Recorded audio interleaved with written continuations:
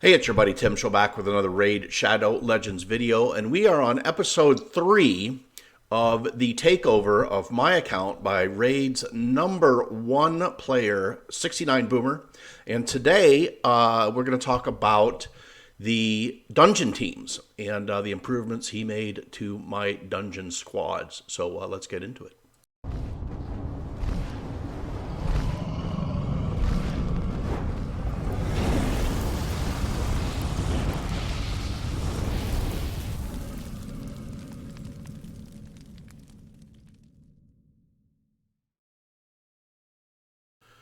Okay, so here we are at the dungeon loading screen, and the 4 teams we're going to talk about are Ice Golem, Spider Run, Dragon, and Fire Knight. And I think we'll start with Fire Knight, and I'll show you the team he built and talk about the improvements. So, first of all, I think I had a best time here of 1:30, but that wasn't really fair. That was a one-time, probably 40% win rate team that I was able to speed through that one. My usual time on Fire Knight 25 was about 2:30 to 2:45.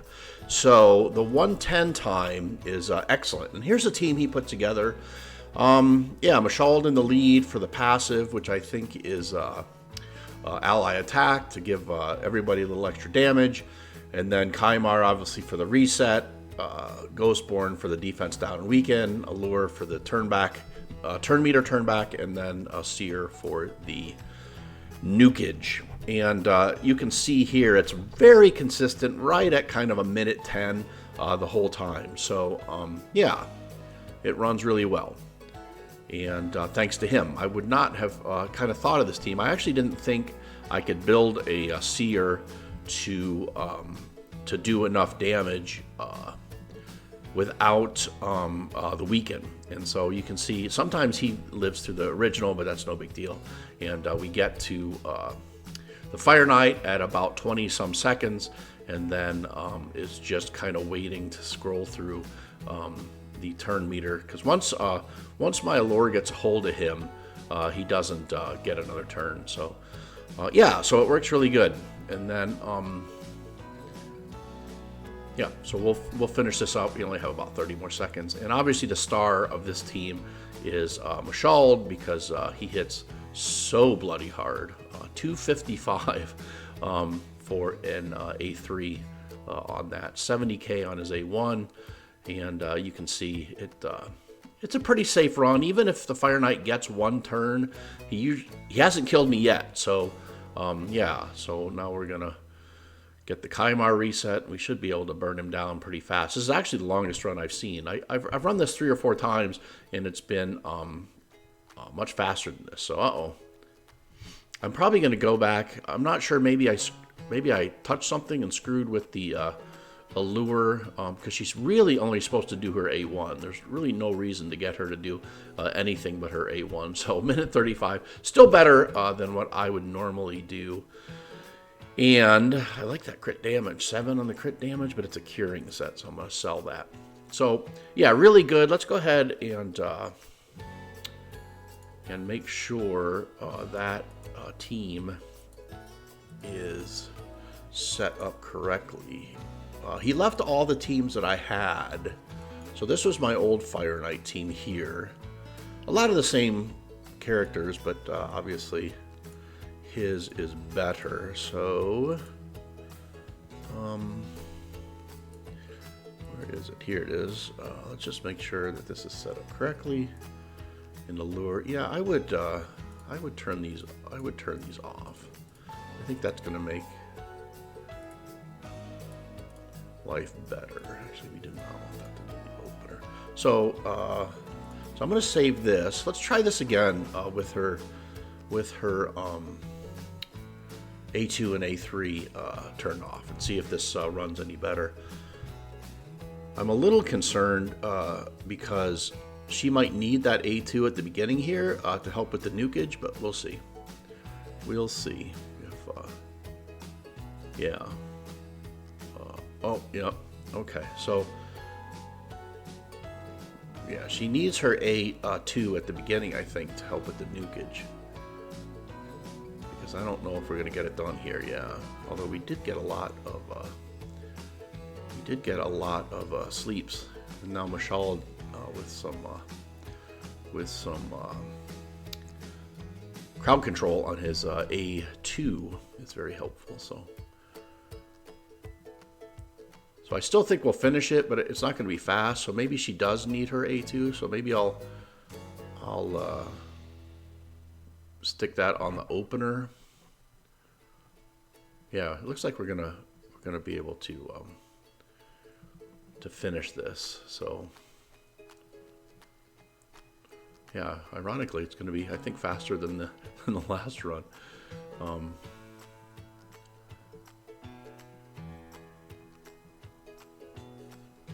So let's try.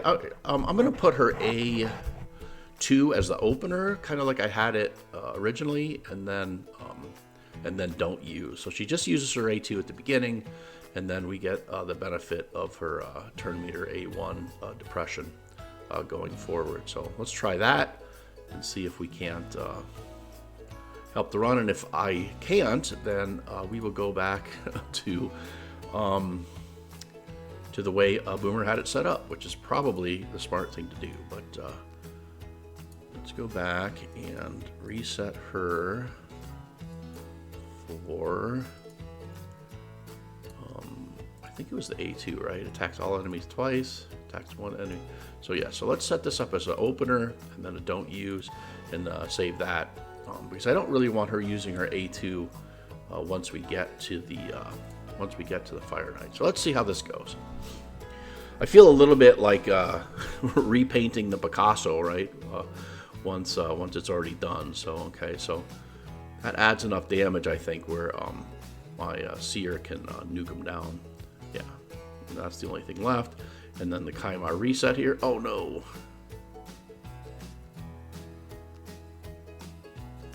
Uh-oh.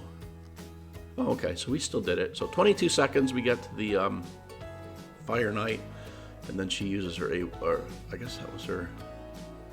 Yeah, that was her A1. Okay. Come on, baby. Okay. So I think we should be good now. So she won't use anything but her A1 now, and I think she's fast enough to keep him down. So 78,000 on the A1 from Mashald. Not terrible, huh? And she doesn't do bad damage either. That was basically 3 10,000s, and that was 3 17,000. So that's pretty decent for a sort of a control champ, right? She does about 60 grand on her A1. Yeah, I think that's the I think that fix was pretty decent. So I ran this all last night because if you watch Boomer's video, and I'll link that below. What was that, 120? Yeah, so not bad, not bad. And again, I don't have unlimited FPS on this. So let's see, Curing Boots, flat defense. We got speed, so I kind of just want to roll those and see if I can get quad speed, because why not? All right, so let's go to the next one. And the next one I think was probably the biggest improvement, and that was Ice Golem. And Ice Golem was by far my slowest. I'll show you my team. He got it down to a minute 18, which is really, really good with this team. You know, Archmage hardly has any gear on him at all. He's just there to add some buffs for the wave, and then we want him to die. But I used sort of a, I think this team here, with the Poison Explosion team. It could have been this team too. It might have been this team. I don't remember. But this team that he set up, where Bad L basically gets to the Ice Golem and finishes him off, is by far actually the 2 Bad Ls.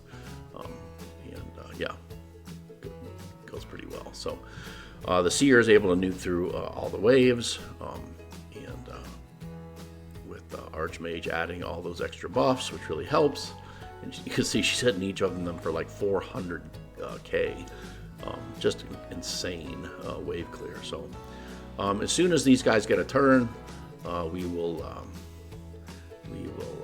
lose everybody but maybe both Bad Owls. I've had it where both Bad Owls go down, or just my one, or just the one Bad Owl goes down. But it looks like they're both going to stay up. And yeah. And the one on the right here, this guy is tanky enough to do it himself. And yeah, if he needs to, he can. But the other one sticks around just for, I don't know, he wants to be part of the fun. So you can see it's just a poison run now. And since he doesn't proc his revive based on poisons, it's a pretty easy run. Look, they just get massive poison procs every turn that the Ice Golem gets. So pretty easy run. We're gonna be right at 130 or so, 124. So yeah, very stable run. If for some reason I ever want to do the Ice Golem, which resistance gear is pretty good. Dragon's Lair, probably the second best. He got it down to a minute. I think I was at like 120, but again, that wasn't necessarily the team that I used, just because it was that I was able to get it done one time on a fast. But the team I used was between 130 and 145. So same team as the Ice Golem. The idea is pretty much the same, except we add some defense down and weaken for the Seer to be able to nuke the wave. And yeah, so, and I think he actually had the fastest time with this team on Ice Golem as well. And he tried the double Bad Owl, thinking it might be faster, but it actually wasn't. But I actually like the double Bad Owl. I think it's a little safer, and a few seconds to me isn't the end of the world. So if the dragon gets a turn, he will, I think, nuke everybody except for the Bad Owl, who will finish him off in pretty easy time. So I actually wish they would die, but they don't. So, but you can see it's going to be a pretty fast run, And so, the reason I guess he was limited on the team was my lack of Savage gear, which I'm going to show you. I'm going to show you when Boomer says you lack Savage gear, what exactly that means. Because I think for most people, they would think, if you lack Savage gear, you are missing, you don't have a lot of it. And I guess compared to him, I don't. But yeah, let's take a look. Let us take a look at my Savage gear. So let's filter it. Go down to Savage. And this is what I have that hasn't been geared yet, right? This is Savage gear that hasn't been geared, and it's not bad gear, right? Crit rate gloves with some HP. I kind of thought those two paired ppretty nicely. Let's see, crit damage gloves with attack percentage and accuracy, right? I mean, so not bad. Here's HP gloves with 3 rolls into the attack. So, seems like you could definitely kind of use these somewhere. So they're not bad. Double roll into the attack.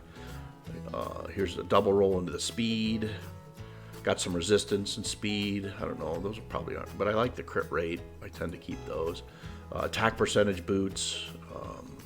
Without speed, or probably aren't that useful. Okay, so let's go through this and put equipped. And let's see what I have equipped in Savage. So this will be all of my Savage gear, including the stuff that's equipped. Where's it at?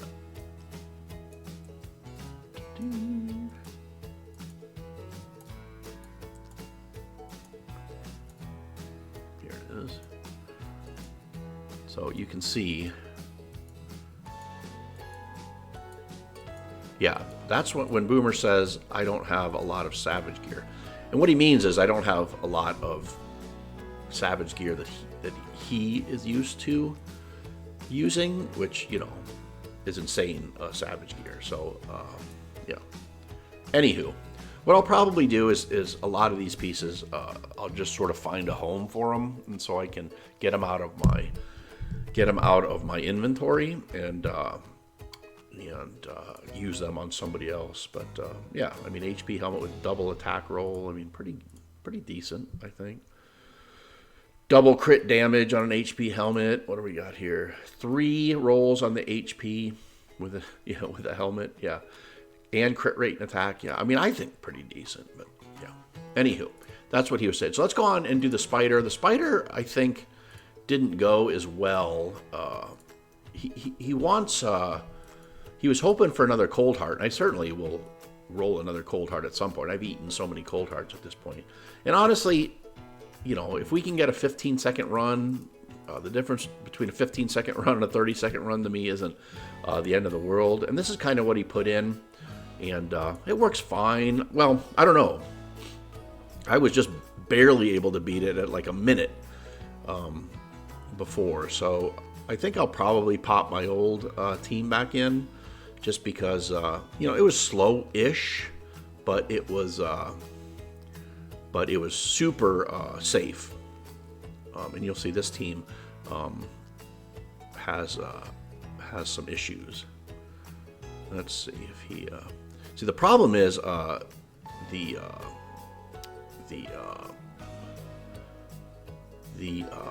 Foxy Lady kills all the spiderlings, or does too much damage to them, and they all tend to die. And that is my spider damage, right? So we don't like that. But yeah, you can see we're at 45 seconds, and I'm gonna pop my old team in, and we'll see. I think I do it in about 35 seconds. So 52 seconds. He wants another cold heart, and he was saying we could get that done in 15 seconds, which I don't doubt. But let's pop my old team back in, which is this one, I think. Yeah, it was this one, and yeah, it's a little faster, a little safer, and I just didn't have the champions that he needed to make happen. So let's see if this still works. A lot of my gear got swapped around, so I'm not sure if I still have all the appropriate gear on all the appropriate champions. So Heartseeker, he resets. Then we refreeze. And he should oh no, he puts that up. I'm not sure why. Heartseeker. Now I think he'll redo his HP burn. No? Anyway, you can see she's just going to tick down. And I usually lose several teammates. Yeah, there goes the final HP burn. So she'll just tick down on the HP burn at 50 seconds. That's weird. I'm not sure. Yeah. Anyway, 6 of one, half a dozen of another, I think. So kind of fun teams. Again, I'll link Boomer's original video in the bottom here so you can see what he had to work with. And let me show you before I go the changes he made. I think he upgraded, like my Seer. I think he upgraded, and maybe even my Mashald. I think I had better accuracy on my Mashald, but not enough damage, because when I took him into Doom Tower, I found that he wasn't getting his crowd control. But look at that, man. I mean, that's 225. He's still got over 200 accuracy with 50, almost 5.6k attack and almost 290 crit damage. I mean, that's nuts. And my Seer is very, very similar. I mean, she is really, really nasty. And he's in Savage and crit damage. And then, yeah, the Seer is very, I don't think she's as fast, but she is doing crazy damage. Where's she at? Where are you at, Seer? Where are you at?